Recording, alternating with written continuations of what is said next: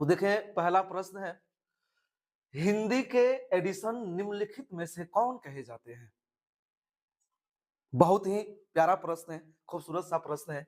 आप देखें हिंदी के एडिशन की बात कही गई है, तो भारतीय साहित्य में, हिंदी साहित्य में हिंदी का एडिशन कहा जाता है बाल कृष्ण भट्ट जी को। आप याद कर ले, ऑप्शन ए इस प्रश्न का सही जवाब है बाल कृष्ण भट्ट।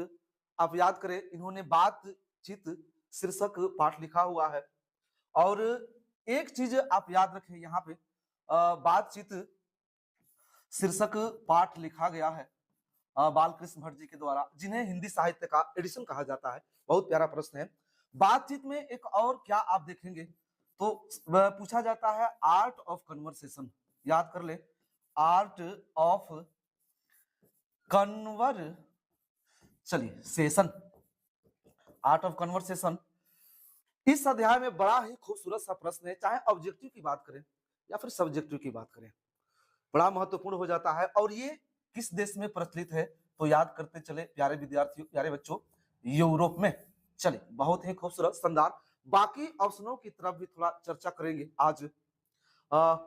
चंद्रधर शर्मा गुलेरी, इन्होंने याद कीजिए कौन सा अध्याय लिखा हुआ है। चंद्रधर शर्मा गुलेरी ने लिखा है उसने कहा था। याद करें, उसने कहा था, बहुत ही खूबसूरत कहानी है। दिनकर जी के द्वारा कौन सा अध्याय लिखा गया है दिगंत भाग 2 में, आप बताएं। दिनकर जी के द्वारा लिखा गया है अर्धनारीश्वर। चलिए, अर्धनारीश्वर पाठ लिखा गया है। चलिए देखें ध्यान से, याद करते चले। जयप्रकाश नारायण के बारे में भी थोड़ा जान लेते हैं।